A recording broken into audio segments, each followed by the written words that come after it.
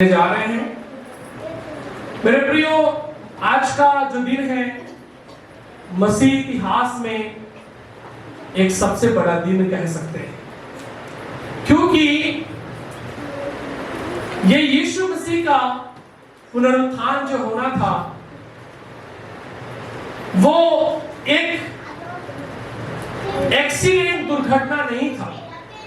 ये परमेश्वर के द्वारा बनाया हुआ परमेश्वर का एक प्लान था, एक योजना था। और परमेश्वर की योजना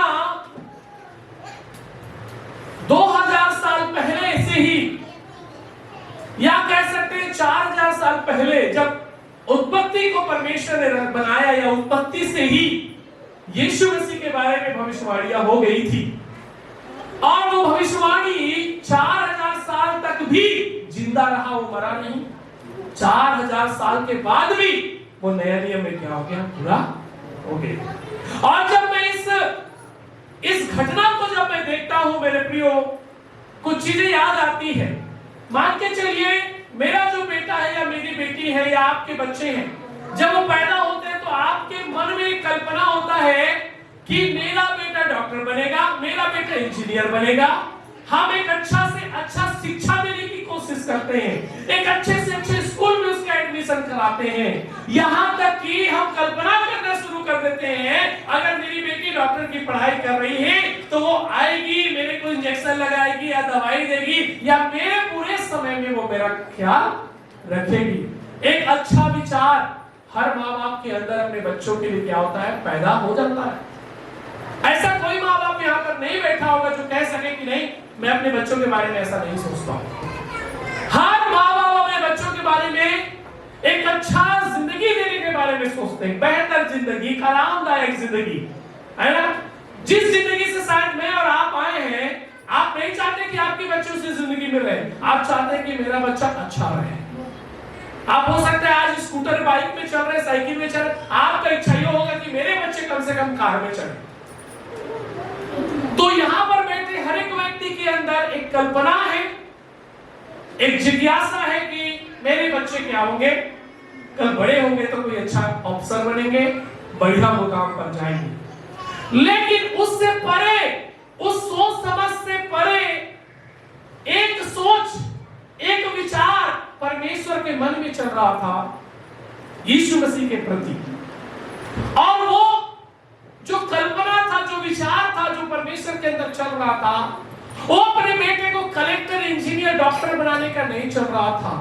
उसके मन में ये कल्पना चल रहा था कि मेरा बेटा, मेरा पुत्र, एकलौता पुत्र जिसे मैं भेजने वाला हूं, वो संसार में मेरे लिए दुख उठाएगा।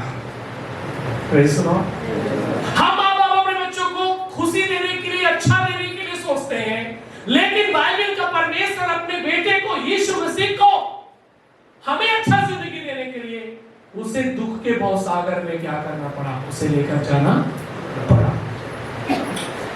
उसे पता था कि मैं क्या होने वाला हूं, घायल होने वाला हूं, मारे जाने वाला हूं, मेरे ऊपर जो है कोड़े मारा जाएगा, मेरे हाथों पर कीले ठोकेंगे, मेरे पैरों पर कीले ठोकेंगे। ये दुख को पहले से पिता ने अपने मन में कल्पना करके रखा था। आप सोचिए, कौन बाप चाहेगा कि किसी का बेटा ऐसी दुख से होकर गुजरे। लेकिन यीशु मसीह कितना आपसे प्यार करता था कि वो उस दुख के कल्पना में, परमेश्वर की उस योजना में वो शामिल हो गया। वो ये नहीं सोचा कि ये मेरा काम नहीं है, वो ये कहा कि मेरे अलावा कोई दूसरा है ही नहीं जो इस दुख को क्या कर सके, उठा सके। Praise the Lord, hallelujah. तो आज मेरे प्रियो, हम इस बात को सोचना है कि यीशु मसीह मेरे लिए उस दुख की योजना में एक भागीदारी, एक हिस्सेदारी बना, पिता की इच्छा में वो शामिल हुआ और बड़े प्यार से हंसते हंसते इस दुख की बेड़ियों पर वो जकड़ा गया। मेरे प्रियो, आज मैं यहां पर जो बैठे लोग हैं, यीशु मसीह मरकर जिंदा हुआ, और आज जो कब्र यीशु के लिए जो बनाया हुआ कब्र था, जिसमें यीशु को डाला गया था, वो कब्र खाली है। क्योंकि यीशु मसीह अब कब्र में नहीं है, वो वहां से निकल आया है। हालेलुया। जैसे यीशु मसीह कब्र से बाहर आया, जैसे यीशु मसीह वो मुर्दों में से जी उठा, वो कब्र, वो कफन जिसमें उसे डाला गया था वो खाली हो गया।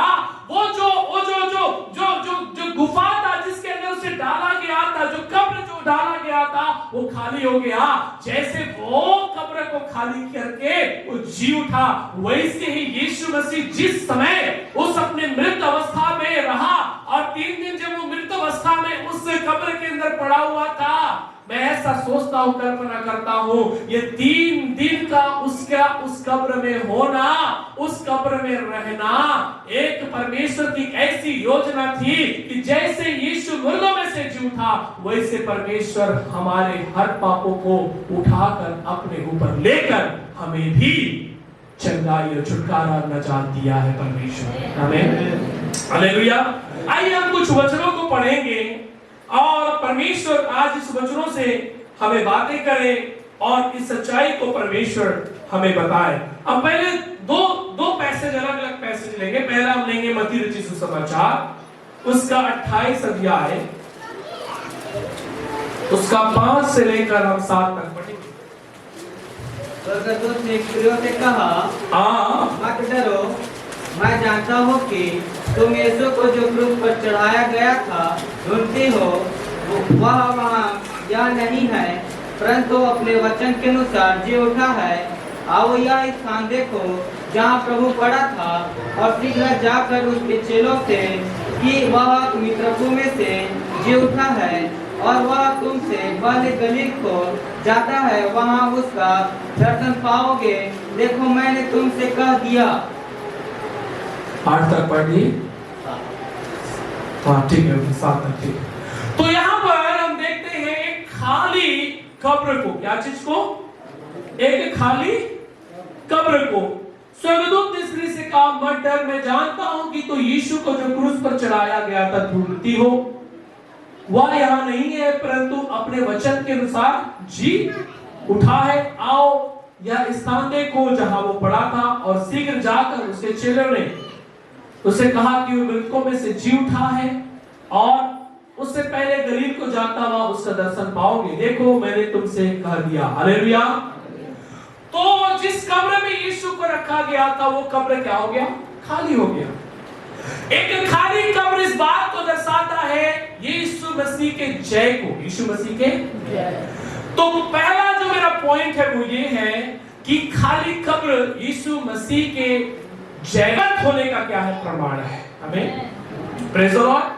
अगर वो कब्र में यीशु का लाश होता तो वो सच्चा परमेश्वर नहीं होता। क्यों? क्योंकि उसने कहा था कि मैं मरूंगा, मेरा मरना निश्चय है और मैं मरने के बाद क्या हो जाऊंगा? जी उठूंगा। तो यीशु मसीह जो कहा था वो पूरा हुआ। और वो खाली कब्र जो पड़ा है, बाइबल में ऐतिहासिक रीति से ये प्रमाण है कि यीशु मसीह उस कब्र में नहीं है, अब यीशु मसीह स्वर्ग में है। हालेलुया। तो खाली कब्र 3 प्रकार की विजय को हमारे जीवन में दिखाता है। जो खाली कब्र है वो 3 प्रकार की विजय को हमारे जीवन में दिखाता है।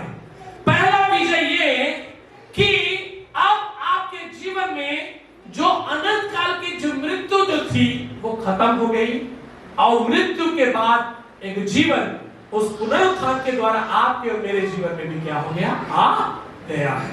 इसीलिए यीशु मसीह क्या कहता है? यूहन्ना रचित सुसमाचार 11 अध्याय में कहता है कि पुनरुत्थान और जीवन कौन है?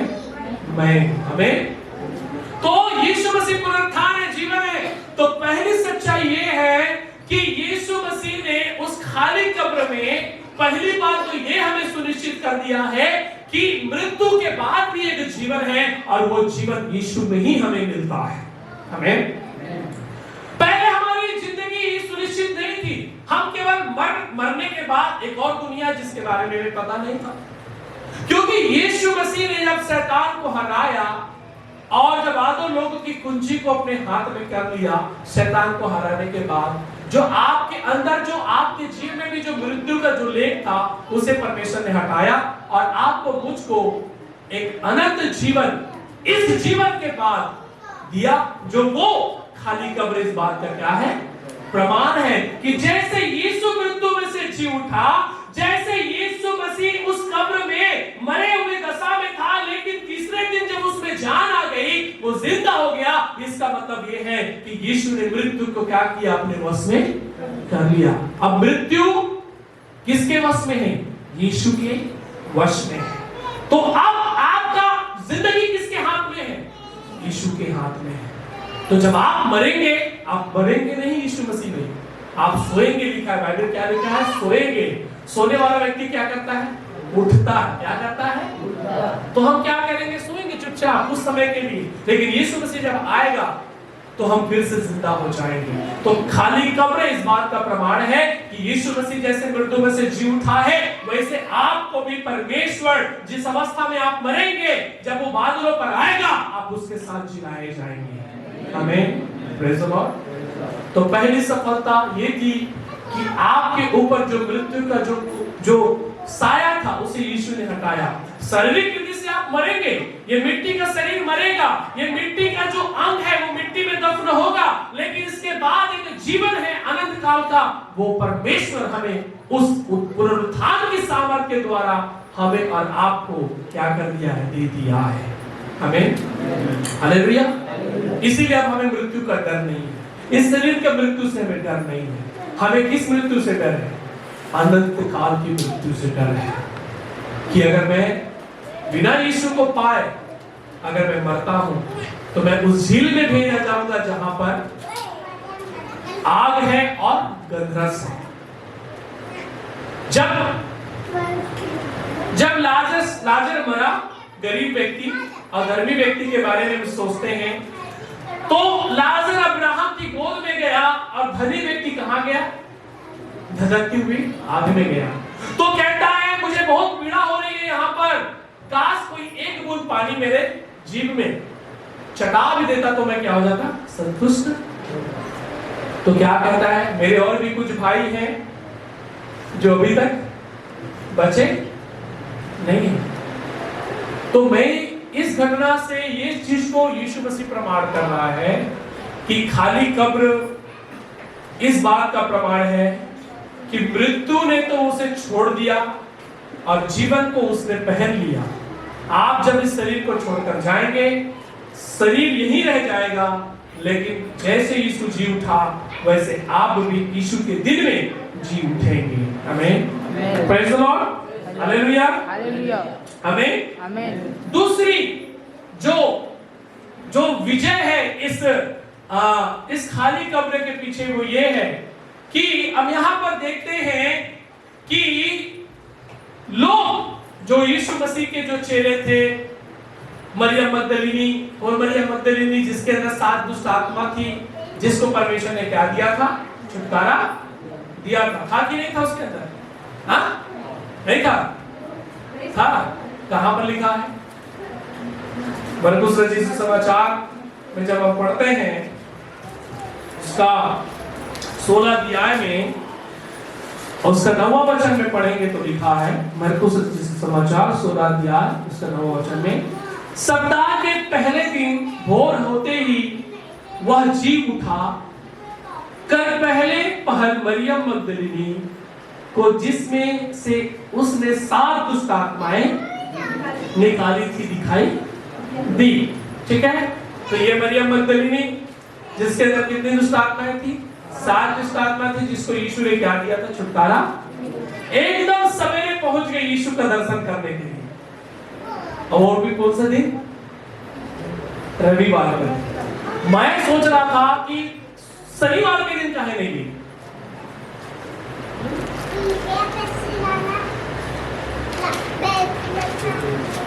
हेलो, शनिवार के दिन काहे नहीं गई? मरा उसके अगले दिन काहे नहीं गई? कब्र को देखने, उसी से मिलने। और मैं ये सोचता हूं, जो इतिहास बताती है, जिस कब्र में यीशु को रखा गया था वो फ्रेश कब्र था। उस कब्र में किसी को पहले कभी नहीं रखा गया था। और उसका जो दरवाजा था खसकाने वाला था, स्लाइडिंग, अभी हम लोग हमारा रजीब भाई स्लाइडिंग डोर बनाते हैं, हमारा परमेश्वर के समय भी स्लाइडिंग डोर था। लेकिन वो स्लाइडिंग डोर एक जन से घुसता नहीं वाला, ये कम से कम 4 लोग चाहिए उसे खिसकाने के लिए, इतना वजन है, इतना हैवी है, ठीक है। अब मरियम मगदलीनी अकेले पहुंच गई है, ये भी नहीं सोच रही है कि अरे उसको तो मैं लुटा नहीं पाऊंगी मेरे जाने से क्या। लेकिन मैं ऐसा सोचता हूं मरियम मगदलीनी ये चेक करने गई भी होगी कि यीशु मसीह कहा था तीसरे दिन मुर्दों में से जी उठूंगा, बात सच्ची है कि नहीं है, बात में दम है कि यीशु मसीह का कि नहीं है, कि वही जुमला तो नहीं है। लेकिन जब वो गई, अरे मेरे खसकाने से पहले ही ये खसक, तो सोच रही हूं मैं इसको क्या खसका पाता, मैं यहां से खसक जाता, इसको तो धकेलते धकेलते, क्योंकि इतना बड़ा रोम था उसको खसकाना और इतना आसान बात नहीं है। आप जब इतिहास पढ़ेंगे रोम के इतिहास में तो वहां पर लिखा है ना, कि कम से कम उसका जो वेट था 40 टन के बराबर था। कितना टन के बराबर? तो अब 1 टन को तो इंसान नहीं उठा सकता है ना। वहां पर कम से कम 4 से 5 लोग चाहिए उस 40 टन को पुश के वर्क करने के लिए, है ना। वो अपने आप पुश हो जाएगा, ऐसा बना है वो खसक जाएगा। अब ये चली गई है कि तीसरे दिन गई है, उसको पता है दूसरे दिन जाने से फायदा नहीं है ना, क्योंकि यीशु ने कहा था कब जी उठूंगा, तीसरे दिन। इसीलिए मरियम मगदलीनी दूसरे दिन नहीं गई, मैं तीसरे दिन जाकर देखूंगी कि यीशु मसीह कब्र में है कि नहीं है। यीशु मसीह के पास जब मरियम मगदलीनी जाती है तो लिखा है वो कब्र में नहीं था। वहां पर कौन थे? स्वर्गदूत। वहां पर कौन थे? स्वर्गदूत। तो तीसरी बात ये हमें बताता है कि जो खाली कब्र है, उस कब्र में, जिस कब्र में यीशु मसीह का लाश को रखा गया था, शव को रखा गया था, और जिसमें जीवन आया तीसरे दिन, उसमें दूसरी जो सफलता है ये है कि जो इंसान से नहीं हो सकता वो परमेश्वर से हो सकता है। आमीन, प्रेज़ द लॉर्ड, हालेलुया। ये इंसान की बस की बात नहीं थी कि यीशु मसीह के अंदर जान डाल दे, लेकिन परमेश्वर के अंदर ये सामर्थ्य था कि तीसरे दिन ये मरकर क्या हो, जी उठे। आमीन। तो इंसान क्या होता है, हमेशा ये चिंता करता है कि मैं इसको कैसे करूं, मेरे से कैसे होगा। मैं आपसे कहना चाहता हूं आपके अंदर इतनी एबिलिटी नहीं है, योग्यता कि आप सब चीज कर सकते। इसीलिए हमें परमेश्वर की क्या है, आवश्यकता है। परमेश्वर की क्या है, जरूरत है। Praise the Lord. आमीन। वो तो स्वर्गदूत थे जिन्होंने खसका दिया उसको, नहीं तो उनके हाथों में खसकने वाला ये नहीं था। जैसे वो दरवाजा खसका वहां से, ऐसा मैं कल्पना करता हूं परमेश्वर पर विश्वास करने से हमारी सारी परेशानी को परमेश्वर ने खसका दिया है। हालेलुया। हटा दिया है, वो रुकावटों को हटा दिया है, और परमेश्वर ने हमारे अंदर ये योग्यता दिया है कि बेटा तू अपने से कुछ नहीं कर सकता, बेटी तू अपने से कुछ नहीं कर सकती है, केवल तेरा भरोसा किस पर रहे, मुझ पर रहे। आमीन, आमीन। इसलिए मुझे वो अच्छा लगता है, योग्य नहीं था तेरे पास आने को, है ना। हम योग्य थे क्या? योग्य नहीं था मैं तेरे पास आने को, योग्य नहीं था मैं तेरे साथ जाने को, फिर भी मुझे तूने योग्य बनाया, योग्य बनाकर गले से लगाया, आदर बढ़ाया मेरे लोगों में। Hallelujah, praise the Lord. तो आपको, मुझको परमेश्वर योग्य नहीं थे, लेकिन हमें योग्य किसने बनाया? परमेश्वर ने बनाया। हालेलुया। दूसरी सफलता, जैसे यीशु के उस कब्र को हटाया स्वर्गदूतों ने, और उस उतने बड़े चट्टान को हटाया, ऐसा मैं विश्वास करता हूं जिस दिन यीशु मसीह पर आप विश्वास करते हैं, उस पुनरुत्थान के सामर्थ्य से आपके सारे बीमारियां, सारे कर्ज, सारे रोग, सारे कष्ट, सारे पीड़ा यीशु ने हटा दिए हैं। हालेलुया, यीशु ने हटा दिए हैं। Praise the Lord. आमीन। आइए एक और वचन को पढ़ेंगे, लूका रचित सुसमाचार निकालेंगे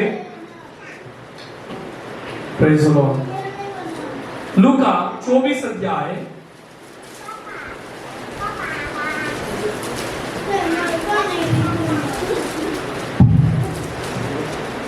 24 का 46 पढ़ेंगे, 46 से।